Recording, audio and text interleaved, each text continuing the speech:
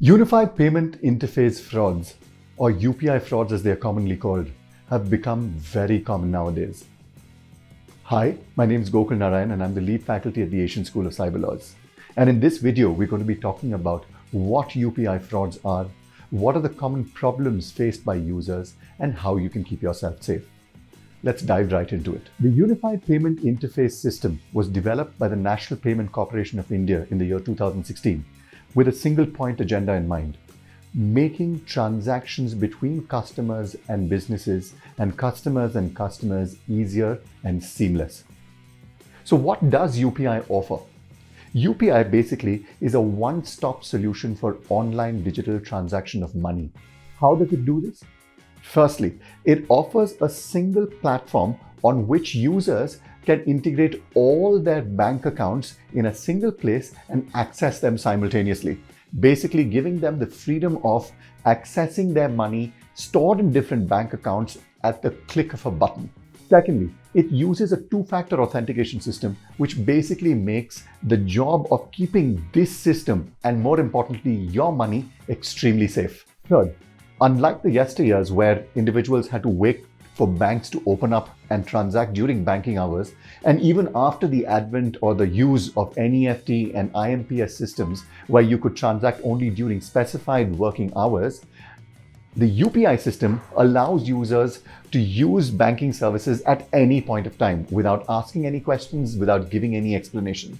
It is the ultimate freedom that a banking user can possibly dream of. Furthermore, waiting in line to withdraw cash is now a thing of the past.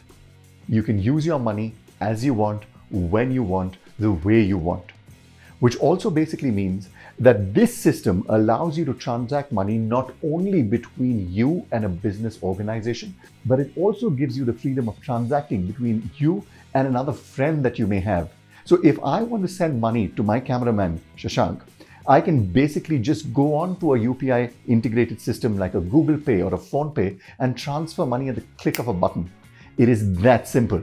It further reduces dependency on recently featured concepts like Paytms, which is an online wallet which stores your money from your savings bank account into a Paytm wallet, which acts as a different savings account altogether.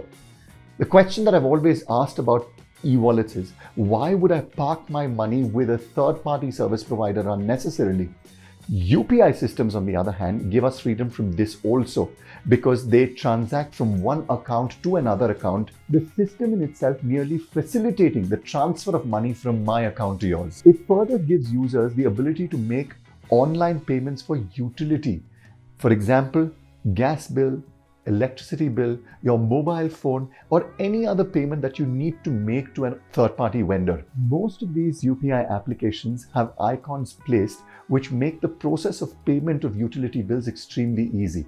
So for example, I need to pay my monthly electricity bill. I just need to go and click on the electricity icon, choose the service provider, put in my area code, put in the details which are already mentioned on my electricity bill, press payment, and the money will get transferred to the MSEB or the Maharashtra State Electricity Board, for example. Now, we've understood that UPI payments and systems are extremely easy and convenient for us to use, but they do come with their own problems.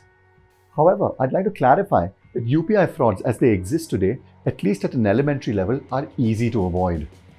The problems that UPI fraud faces is the fact that the process has become extremely easy. More and more people are starting to use UPI as an application for transfer of money and interacting with other businesses and individuals. But the awareness on how to use UPI and when to use UPI and what not to do, unfortunately, is not spreading at the same speed. And hence this video. So, one of the most common methods in which UPI frauds take place is through a request that is placed by a vendor. Let us presume that I have put up an advertisement for selling my fridge on OLX. A person, having looked at my ad, contacts me and says that he's interested in purchasing the fridge. And after a little bit of bargaining, we decide that the cost of the fridge would be 20,000 rupees. This person, to show his genuineness in terms of the offer that he's making, says that I will transfer 10,000 rupees to you upfront and the remaining 10,000 will be given to you when I come and collect the fridge in hand. Seems like a genuine request, and therefore I accept. Now, here, the person will insist that I will make the payment through a UPI system, and then will either go one of two routes. Option number one, he'll generate a request for receiving payment on the UPI system.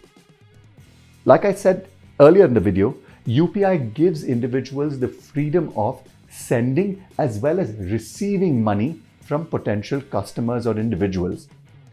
In this system, what basically happens is, I as an individual raise a request for payment of money. Since the fridge is mine, I will raise a request saying that I want you to pay me a certain sum of money, or on the other hand, you will directly just send me the money after having taken my UPI details, which is linked to my mobile phone number. However, if I don't understand how the system functions, a fraud could be easily committed. Like in this example, the individual who's supposed to send me money, instead of sending me money, raises a request for receiving 10,000.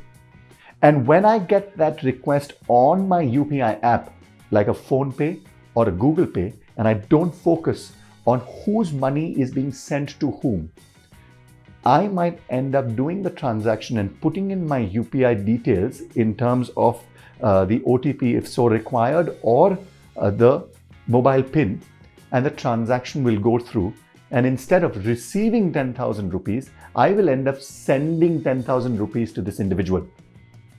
Please understand, the UPI system in itself is not at fault over here. It is our understanding of the UPI system of how money needs to be transacted.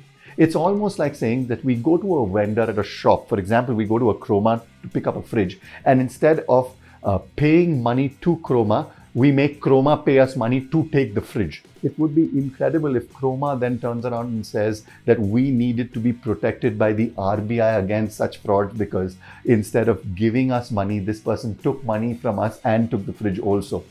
So basically, the responsibility of the individual to make sure that they understand the nature of the transaction that they're entering into. The second type of UPI fraud which takes place is a slightly more elaborate kind of fraud.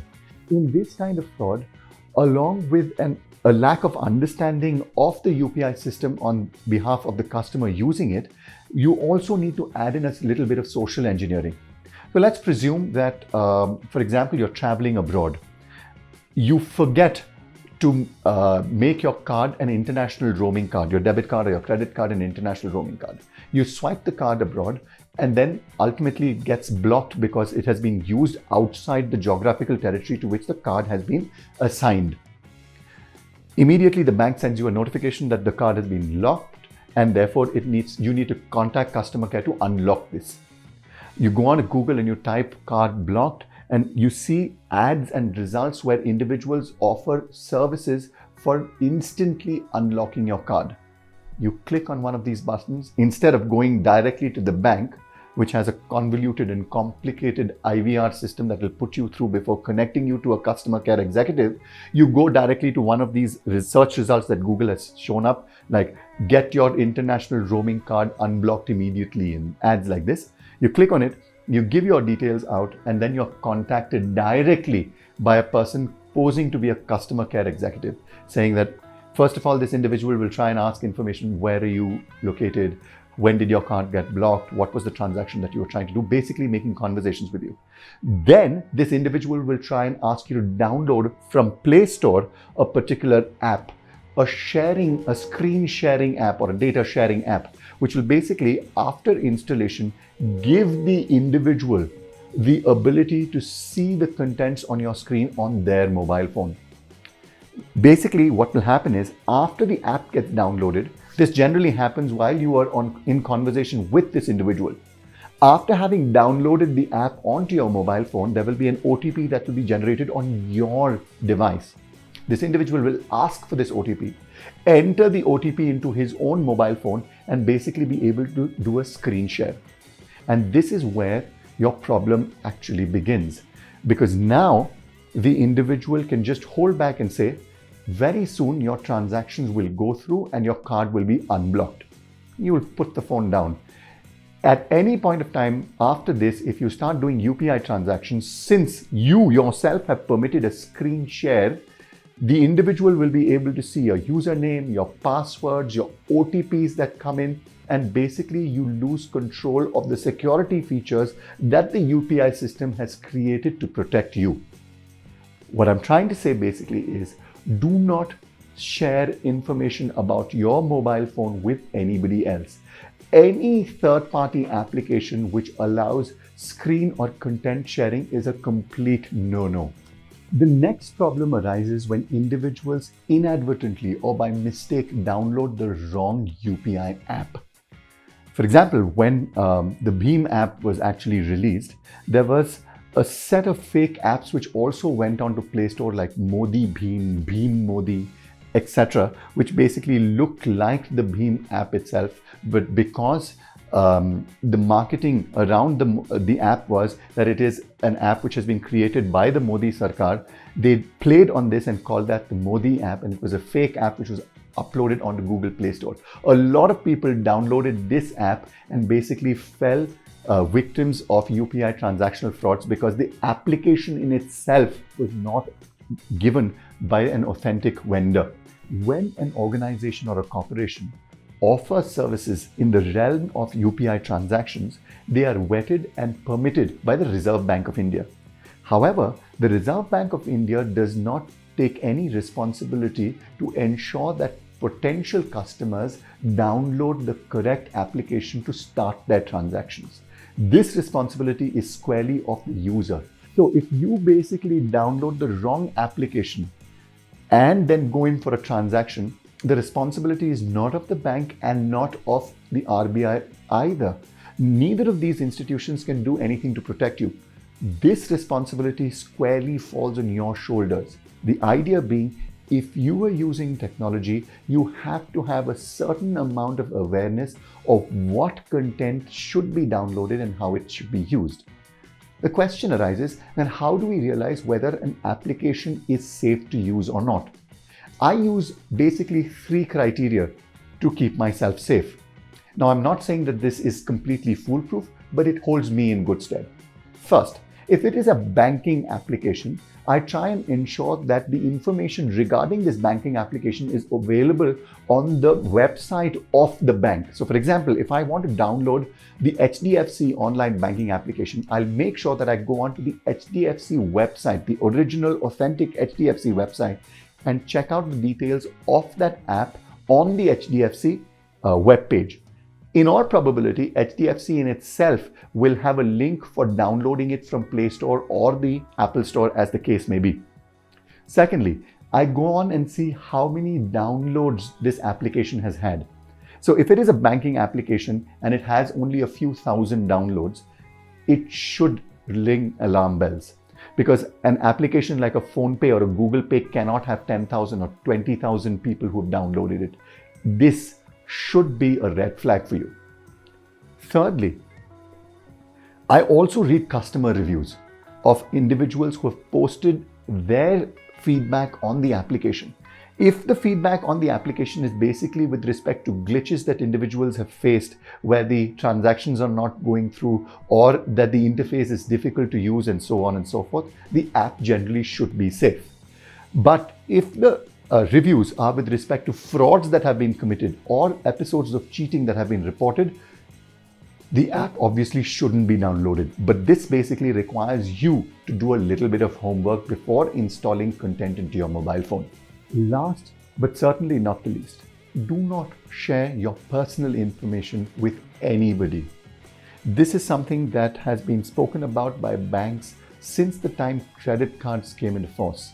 But apparently, people are still sharing their personal information to individuals and companies and organizations and application providers online indiscriminately. And then they wonder why frauds are happening. Your OTP, your transaction PIN, your login ID and password are all called personal information for a reason. They belong to you and should be kept with you only. Under no circumstances, any individual of any banking organization should ask for this kind of information from you. And if they are asking for such information, please raise a red flag and do not share this information under any circumstance. I hope you like this video, and if you have any queries for us, please feel free to write a comment below and we will respond to you.